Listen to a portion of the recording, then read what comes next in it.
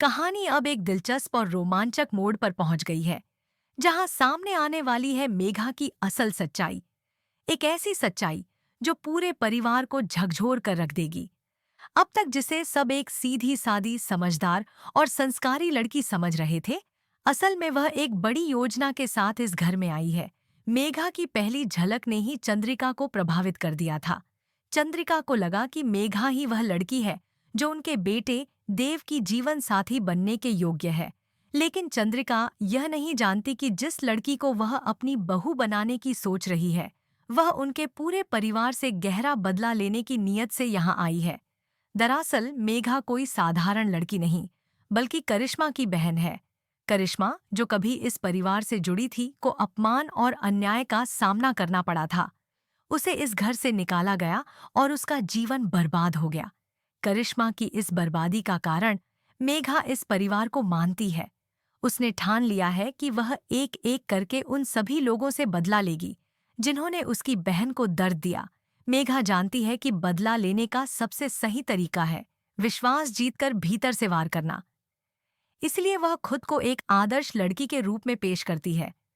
उसके बोल, व्यवहार, संस्कार सब कुछ एक नकाब है जो उसने अपनी सच्चाई छुपाने के लिए ओढ़ रखा है। चंद्रिका पूरी तरह मेघा के व्यवहार से प्रभावित होती है और सोचती है कि देव और मेघा की शादी तय कर दी जाए। देव हालांकि एक सीधा सच्चा इंसान है, लेकिन इस रिश्ते को लेकर असहज है क्योंकि उसका दिल पहले से ही किसी और के लिए धड़कता है। वासुदा। देव और वासुदा के बीच गहरा प्रेम है, लेकिन अब उनकी राहों में एक नई रुकावट खड़ी हो चुकी है। मेघा। वासुदा को भी धीरे धीरे यह महसूस होने लगता है कि मेघा उतनी निर्दोष नहीं है जितनी वह दिखती है। मेघा की हरकतों और चालों में कुछ न कुछ संदिग्धता नजर आने लगती है।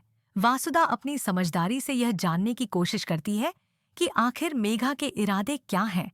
तभी उसे एक दिन यह चौंकाने वाला सच पता चलता है कि मेघा करिश्मा की बहन है, वही करिश्मा जो कभी इस घर में थी और जो अब इस परिवार से बाहर है।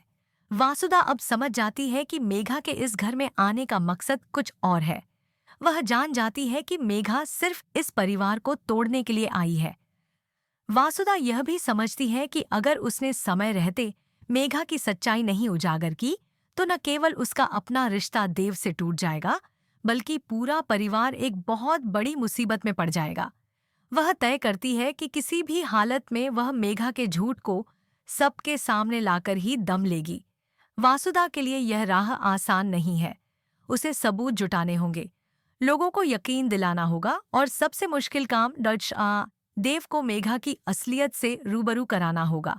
देव फिलहाल चंद्रिका के दबाव और मेघा के मीठे व्यवहार के कारण भ्रमित है। वह वासुदा की बातों को समझ नहीं पा रहा है और उसे लगता है कि शायद वासुदा मेघा से जलन के चलते यह सब कह रही है। लेकिन जैसे जैसे वासुदा के हाथ में मेघा की सच्चाई के सबूत आते हैं, देव की आंखें खुलने लगती हैं। एक दिन देव खुद देखता है कि मेघा किसी से छुपकर फोन पर बात कर रही है और उसका लहजा पूरी तरह बदल चुका है। उसके चेहरे पर वह मासूमियत नहीं, बल्कि बदले की आग जल रही थी। देव यह सब सुन और देखकर चौंक जाता है। उसे अब यह यकीन हो जाता है कि वासुदा सही थी। मेघा इस परिवार को तोड़ने आई है। अब कहानी एक निर्णायक मोड़ पर पहुंचती है। वासुदा और देव मिलकर मेघा के इरादों को उजागर करने की योजना बनाते हैं। वे इस बात का पूरा ध्यान रखते हैं कि मेघा को किसी भी बात की भनक न लगे, ताकि वह कोई और चाल न चल सके। वे घर वालों को भी धीरे धीरे मेघा की सच्चाई से अवगत कराते हैं। मेघा जब खुद को बेनकाब होता हुआ देखती है, तो वह बौखला जाती है। वह एक आखिरी कोशिश करती है देव और वासुदा के बीच गलतफहमियां पैदा करने की, लेकिन इस बार उसका झूठ टिक नहीं पाता।